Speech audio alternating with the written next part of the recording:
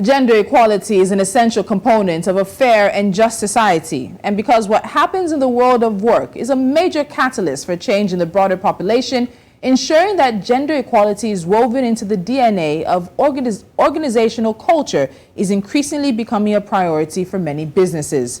As much as we see that progress has been made, we must also recognize that decades of research show that gender inequality and bias continue to persist.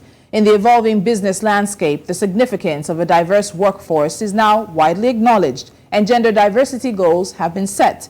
However, businesses continue to encounter the persistent challenge of retraining and attracting talented women, despite their best efforts.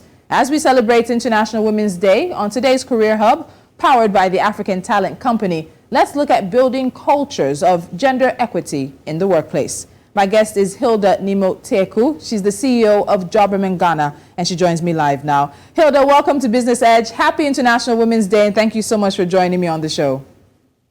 Thank you so much for having me. It's a pleasure to be here. Great. So let's start with looking at the whole sort of conversation around gender diversity. And I said earlier that for many people, gender diversity in the workforce can be a catalyst for ensuring gender diversity in the larger society. So let's start from there.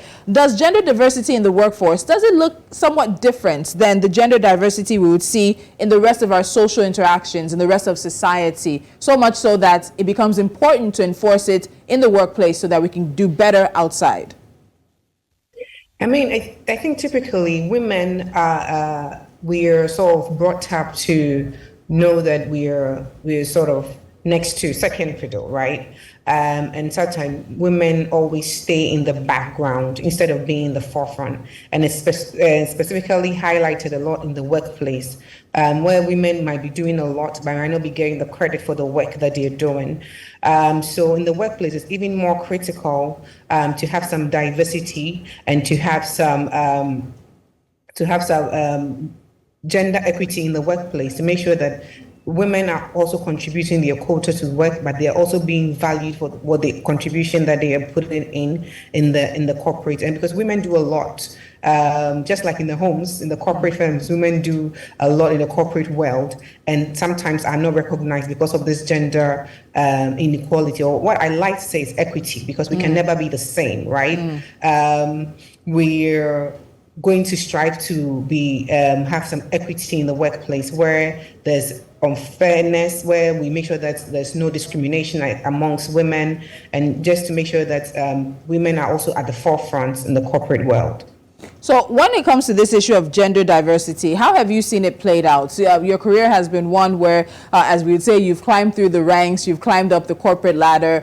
So you've had your experiences, you've seen how it's also worked for, and sometimes probably against women for being simply women, being female. So take me through what you've seen in terms of how gender diversity has changed in the prevailing years up to where we are now. I must admit, we've seen a lot of significant improvement in gender in the last couple of years. And I always say that I'm privileged to have worked in organizations that promote women growth, women equity in the workplace, especially with my company now, the TATC. We have a lot of women in key positions, key executive roles. So our CEO of the group is a woman, our product officer is a woman, and the CEO of Ghana is also a woman. So I've been privileged to be in roles where women are recognized for their hard work, and women are able to, but it all stands, I always say that equity doesn't mean that you make an excuse, that when women are competent, that they are pushed to be able to be in the leadership position where there's diversity. So women might be able to do well, but men are very good at selling themselves compared to women. So you need to be in an organization and a culture that promotes women equity, women growth, and women development within the organization. And to be honest, I've been privileged to have that experience as I've grown up with watching a lot of female in big positions and in a high executive position that I look forward to know that listen, it is possible and it can be done. So with all the progress that's been made, we all acknowledge that there's still a very long road ahead of us. But there's a difference in how this conversation around gender equity and diversity plays out in Africa versus how it plays out in the West. So Hilda, do you think that Africa has made as much progress as the West has made, or we've made our own progress and we should be proud of whatever progress Africa itself has made? No, I think we've made our own progress. We can't compare definitely to the West because the West have where they have made.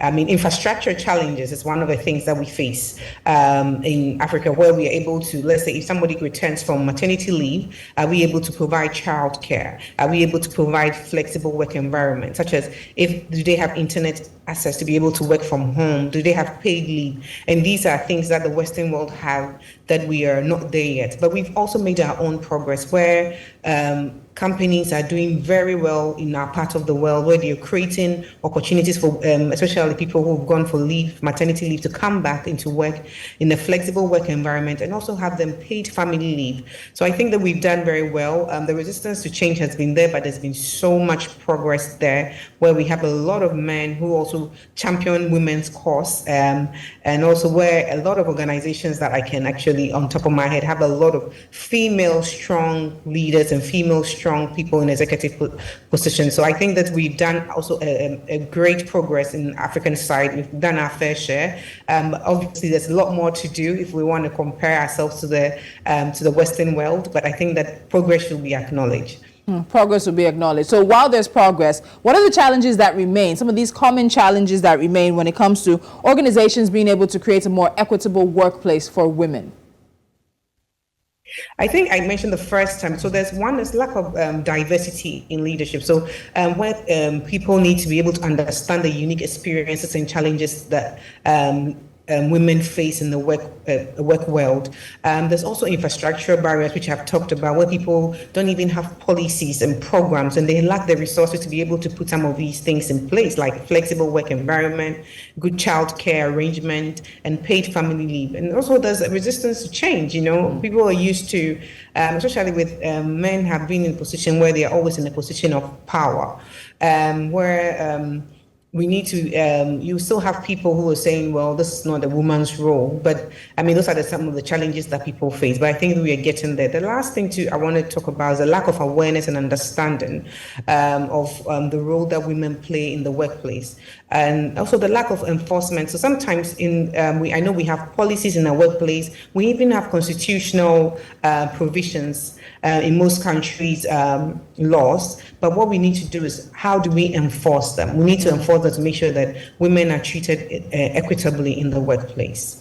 So let's talk about practical steps that organizations can take to overcome the challenges and also ensure that they're creating a culture of respect and inclusivity and ensuring that women also have equal access to advancement opportunities. You can use some of the things that you're doing, but in terms of practicality, because for some people it's a conversation, there'll be panels today, there'll be papers, there'll be research, but when it comes down to the applicable steps of making these changes, what are they? So I think companies should create an enabling environment. I think that's because if you want to include women, the whole environment should be enabling, should be inclusive, should show respect to people generally. Because if you have a culture that promotes respect and inclusion for everyone, then it's highly likely that it will also create respect for women. We also need to foster a mindset shift where people know that women are capable of taking up this position. And that's the examples I've cited. There's also professional coaching where women in positions like myself will be able to coach young women and guide them to take leadership and strategic roles in organization. And also there should be representation, right? Where people see that there are women in their examples. So like I say, across my organization, there are a lot of examples with women in key positions that people also who are not there yet are able to see that if this woman is here or if this, I can also be there. So we need to make sure that there's a lot of representation at C-level that will enable and set example for other females in the company. And this will also create a mindset shift to make sure that, executive roles are only not meant for men, but they are also meant for women as well. So following up on that, we often talk about goals. We want to do this. We want to bring more women in. We want to 5% young girls in STEM. But sometimes we forget the why. And I think in also focusing on the why paints a very stark picture of what we're denying ourselves in the workplace and what society itself is denying itself when we keep women out of the door and we keep them away from the table. So let's talk about that. What do you think it costs workplaces or the general sort of labor markets when we are not as inclusive of women, when women are generally left outside? I mean, there's women bring a lot to the table, and I think that organizations will need to recognize that because, I mean, this is in the past where women were seen not to do. I mean, if you have comparatively, if you have women and men in the same role, I mean, I might be biased, but women go the extra mile to be able to do stuff, especially with challenges with having kids at home, having a family to take care of, and still having to be able to meet their quota in the workplace. And I think that one of the things we need to build is that women are empowered more to be able to do what they're expected to do. So be given some time off to take care of the family, to give them time off to take care of children, but it shouldn't be at their detriment, because I feel like women have a lot to put to bring to the table in terms of when it comes to business in the business setting, and it should be acknowledged. So you mentioned, of course, having men who are allies sort of in this fight for gender equality and equity and diversity and inclusion. And so we hear lots about allies in this gender conversation. So what's the role of men in promoting gender equality or gender equity in the workplace? Oh, that is so important to have men on our side, because I feel like when you have men as allies, they're able to train. So if they acknowledge or they see a potential in a woman that can do more, men are able to act as mentors to be able to bring them up and also position them for key roles. Men are also able to help in advocating for women.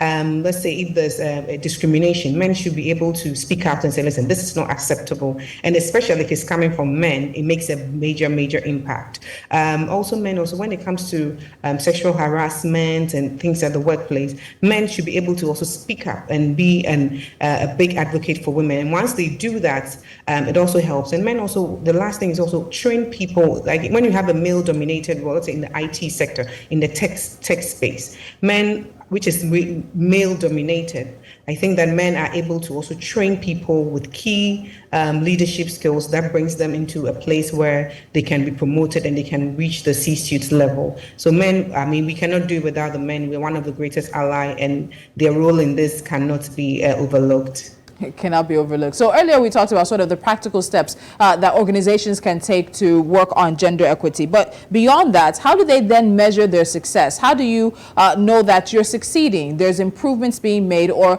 this that you've put into place as a policy is not necessarily working? What sort of metrics do you think organizations need to put into place to be sure that they are meeting their goals? Okay, so there should be gender ratio across all levels. So I know it starts right from recruitment. There are people who, once they hire, they say, can I have a woman for this role?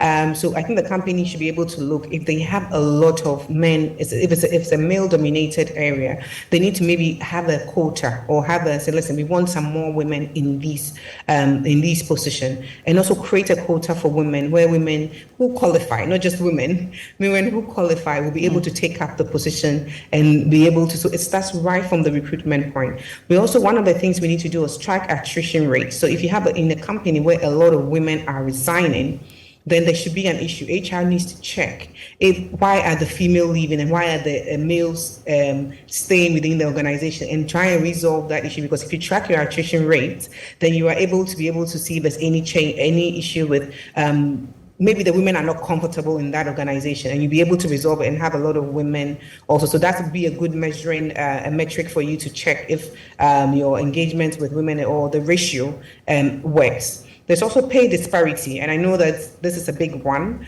A lot of organizations, from where we sit, sometimes will have a role and might pay better. The men take a better pay than women. But one of the things that organizations should always make sure that they develop a system of evaluation and checks to scrutinize all existing gaps that they have and make any proper amendment, and make sure that if a woman is doing the role and a man is doing the role, they have equal pay for the same role. All right, and as we continue to look at that, what happens to people where they are trying to make this change? They're trying to ensure gender equity, inclusiveness, even, of course, getting the pay disparity situation sorted out, but they're facing pushback. What kind of advice would you give to employees and even employers? Because you may bring the policy down and you find that it's even your employees that are the ones who are, at the end of the day, making it difficult to ensure that that policy of gender equity is actually coming to be. So how do you address that? How do you deal with the pushback, be it from employees at different levels or even the employers at the topmost level? So, advocating for gender equity in the workplace is about creating a culture of inclusiveness, respect, and fairness. So, I think it starts from creating that culture and by working together to persistently make sure that women are at the forefront. So, if you don't create that culture within your workplace, it will be very difficult for that to happen. And I'll say keep pushing, but don't just push. We need to have concrete reasons why. So, let's say if the woman is due for this role and is competent, we need to have competent concrete reasons to back why this woman can do this job and also why they are also eligible to have the same benefits that their male counterpart has.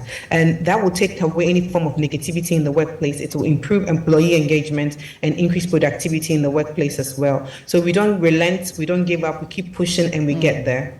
All right, and finally, before I let you go, Hilda, what really is the future of gender equity in the workplace, and how can we continue to shorten the gap, fill that space, and encourage more women to try whatever their heart desires? I think that women in executive roles, leadership roles, should nurture young women with potential, and that will also develop a can-do spirit and a competent mindset. That listen, if a man can do this, this also can be done. Women should also take bold and confident initiative to let people know that they are capable.